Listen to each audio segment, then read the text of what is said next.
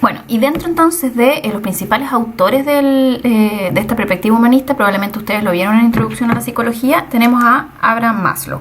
¿Ya? ¿Cuáles son las ideas centrales? Déjenme poner un poquito el tiempo. Las ideas centrales de este autor.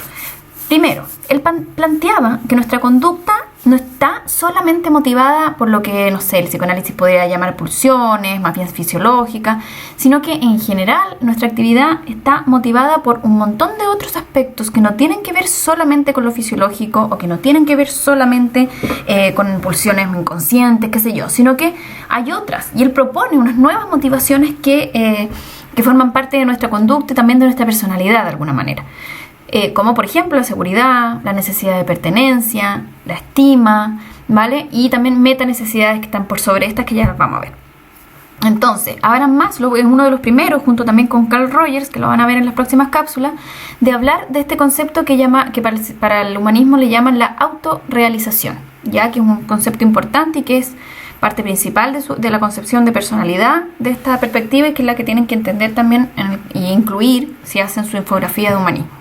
¿Ya? La autorrealización tiene que ver con el desarrollo completo de nuestros potenciales, ya positivos, por supuesto.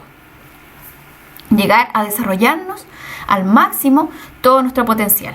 ¿Ya? Las experiencias cumbre también las aborda y las vamos a ver nosotros aquí Abraham Maslow, ya planteando que son estados como incluso alterados de conciencia, ya donde de alguna manera perdemos la noción del tiempo, perdemos un poco la noción de la realidad, ya sin caer en un episodio psicótico ni nada, sino que son experiencias donde nos conectamos de manera muy profunda con esta sensación de autorrealización y le sacamos, como dice ahí, el máximo provecho al significado de la vida o de la existencia.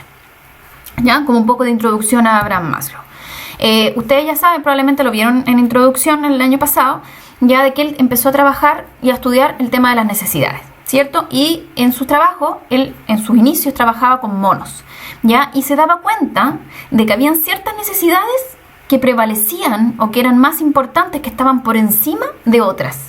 ¿Ya? Entonces él, por ejemplo, empezó haciendo planteamientos súper básicos y muy lógicos, ¿cierto? Si tengo hambre y sed, ¿qué voy a tender a calmar primero? ¿Ya? Si me ofrecen comida y agua. Lo primero que yo voy a calmar es la sed, ¿cierto? Porque la sed, entonces, planteaba Maslow, las dos son necesidades, comer y beber, ¿cierto? Hambre y sed. Están activadas en mí, pero la sed sería una necesidad más fuerte que el hambre. Entonces, desde ahí viene su idea que finalmente decanta en esta pirámide de necesidades, que plantea la idea de que hay necesidades que tendemos a satisfacer primero y que luego, una vez que están satisfechas esas necesidades, puedo pasar a las necesidades siguientes, al grupo de necesidades siguientes. Entonces hay aquí como un orden, digamos, ¿cierto? De hecho, esa es la idea de una pirámide, de que haya un orden, de que hay una base y que van escalones hacia arriba. Él ponía este otro ejemplo también. Si estás, por otro lado, súper sediento, muerto de sed, pero te están poniendo un artefacto que, por ejemplo, te impide respirar, ¿a qué te vas a dedicar primero? ¿Qué va a ser más importante en ese minuto? Sacarte lo que te está impidiendo respirar y de ahí tomarás agua, ¿cierto? Entonces, la sed es más importante o más fuerte que el hambre, pero por otro lado, el respirar es más fuerte, es una necesidad más esencial, más básica que la sed, ¿cierto? Puede parecer un poco tonto porque es muy lógico, pero él se empezó a dar cuenta de esto y a comprobarlo también en su trabajo con monos. He ponido otro ejemplo también quizás un poco más burdo, pero si te está persiguiendo un león, no te vas a preocupar de que tienes hambre, ¿cierto? Sino que tu prioridad va a ser la seguridad, por ejemplo, y vas a priorizar eso, ¿ya? O de que hoy no mandé el correo que tenía que mandar, o siento que no soy un buen hijo para mis padres. O sea, no me voy a preocupar de esas cosas cuando estoy siendo, por ejemplo, perseguido por un león. Ya, un ejemplo un poco tonto, pero también es típico del estudio de Maslow. Entonces, ¿cómo planteaba Maslow esta idea de la autorrealización y cómo describiríamos esta jerarquía de motivos que él plantea? Ya, él estaba interesado en, siempre le llamaron la atención, digamos, aquellas personas que parecían como sacar más provecho de la vida, ¿ya? Que funcionaban o que se veía que eran personas plenas, saludables, que estaban mejor ajustados a la realidad o a su entorno, a la sociedad que el resto, ¿ya? Entonces a él le interesaba esto, le motivaba y dedicó, de hecho, gran parte de su carrera a tratar de entender por qué estas personas vivían una vida de alguna manera más plena que otros. ¿Qué pasaba? Que estas personas podían ser tan completas, ya tener una vida, digamos, tan bien adaptada en general, ¿ya? No que no sufrieran, que no tuvieran ningún problema, sino que en general estar bien adaptados a su entorno. Él llegó a suponer, de hecho, que entonces las necesidades humanas tenían de alguna manera una jerarquía, ¿ya? Y que él la representó gráficamente como una pirámide. Decía que nuestras necesidades como seres humanos varían, ¿cierto? Y eso es verdad, tenemos distintos tipos de necesidades que las podemos agrupar en distintas formas, ¿cierto? Varían en inmediatez y en poder, es decir, qué necesidades yo necesito satisfacer de manera más inmediata, a diferencia de otras que pueden esperar, ¿cierto? Y también qué necesidades tienen más poder sobre mi conducta y también finalmente sobre mi personalidad, sobre mi forma de ser, que otras. Y ahí vienen las diferencias individuales también, ¿cierto? Todos los seres humanos necesitamos primero tomar agua que comer, ¿cierto?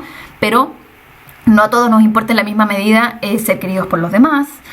Para no todos es igual de importante el reconocimiento de otros, para mí más, para el otro menos, para el del lado más o menos. Entonces ahí varían el poder que tienen estas necesidades para definir quién yo soy, ¿ya? De todas formas, para Maslow, la cúspide de la pirámide era la autorrealización, ya que luego Rogers también la aborda y la considera como una necesidad amplia y general y única. ¿Ya? La autorrealización Maslow la definía como el motivo humano más elevado, ¿ya? Por eso era la cúspide de la pirámide, la parte más alta, ¿ya? Y las necesidades que se ubicaban en la base de la pirámide, lo contrario, digamos, en la parte más baja, en el primer escalón de la pirámide, serían las necesidades entonces más primitivas, pues menos elevadas, sino que las más primitivas, pero a su vez las más exigentes, ¿ya?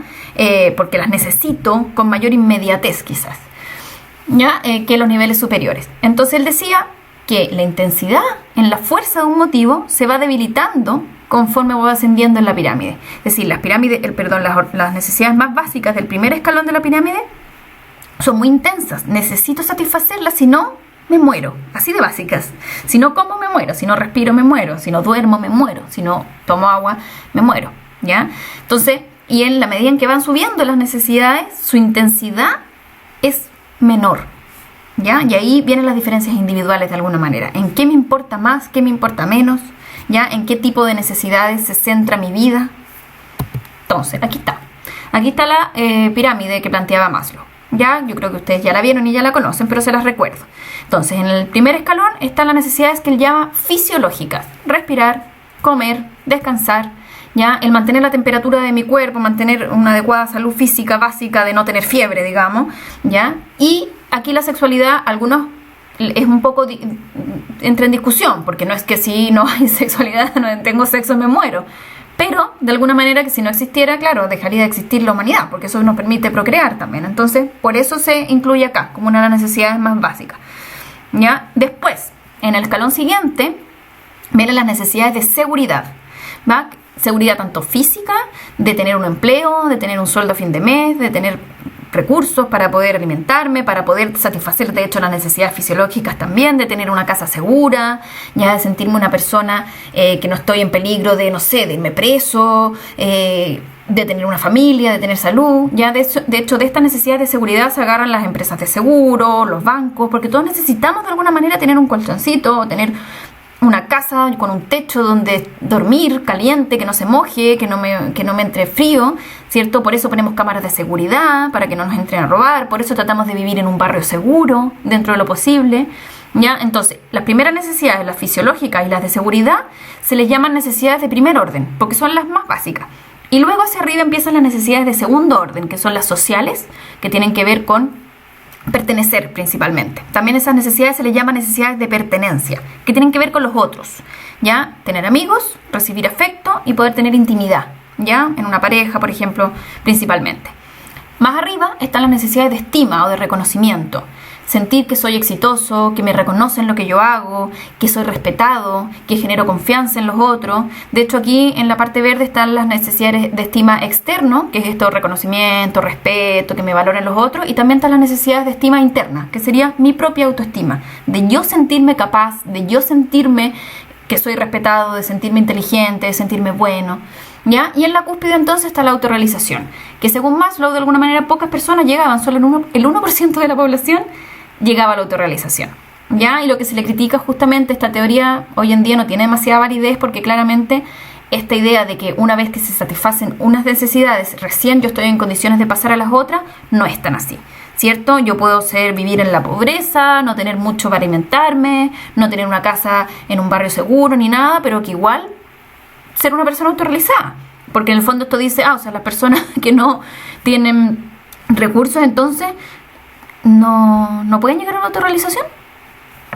Y claramente no, ¿cierto? Incluso a veces yo puedo estar haciendo algo que para mí es muy satisfactorio, no sé, cuando niños nos pasa, no sé, de repente está el niño tan feliz jugando, tan concentrado en algo, tan contento haciendo algo que es tan satisfactorio para sí mismo, que se olvidan de comer, o no alcanzan a ir al baño y se hacen pipí. Comer y ir al baño sería una necesidad, ¿cierto?, fisiológica, básica. Uno pensaría que debería estar por sobre la otra, de estarlo pasando bien, o de estar jugando, de estar sintiéndome contento. Pero no necesariamente es así, ¿ya? Bueno, de hecho les pongo esta imagen acá, que claro, hoy en día probablemente incluso si adecuáramos la pirámide de Maslow, irían estas, ¿no? La batería del celular y tener wifi, más hoy en día en la vida que estamos. Mira, esta foto la puse antes de lo que estamos viviendo, pero ahora calza más aún, ¿cierto? No me da lo mismo no tener agua, no tener comida, mientras tenga el celular cargado y una red de wifi cerca para tener internet. Ya, como meme, digamos, algo divertido, pero que da cuenta un poco de la realidad actual, que obviamente cuando Maslow creó esta teoría no existía nada de esto. ¿Ya? Si le interviniéramos su pirámide, quedaría así. ¿Ya? ¿Cómo son las personas autorrealizadas para Maslow? Aquí tienen esta lista que después ustedes la revisan con más calma. Ya son personas abiertas a sus sentimientos, que confían en lo que sienten, que están conectados con esta valoración organísmica que después dijera Rogers. Son personas abiertas al mundo, con vidas con significado, que enfrentan desafíos, que se estimulan para vivir de alguna manera activamente, aunque eso implique muchas veces sufrir, ¿ya? Que se entienda así que la persona plena, digamos, una persona que vive una vida plena, no es un tipo así particular de persona, no es que ellos son autorrealizados y ellos no, y los separamos en dos grupos, no, sino que es una forma de vivir, ¿ya? Que cualquiera puede adoptar, cualquiera puede vivir una vida autorrealizada, ¿ya? No es solamente propio de algunas personas. Maslow estudió algunos personajes, ya Einstein, Gandhi, algunos personajes importantes de la historia mundial, que él consideraba que estaban autorrealizados, pero no significa que solo cierta gente pueda autorrealizarse, ¿ya? Ahora, con lo que veíamos de la pirámide, como que un poquito sí también. Entonces, por eso es cuestionable y se critica un poco la teoría de Maslow también. Ya, y lo último, explicarles un poco estas experiencias cumbre que les planteaba en un principio, que es un tema que planteó Maslow.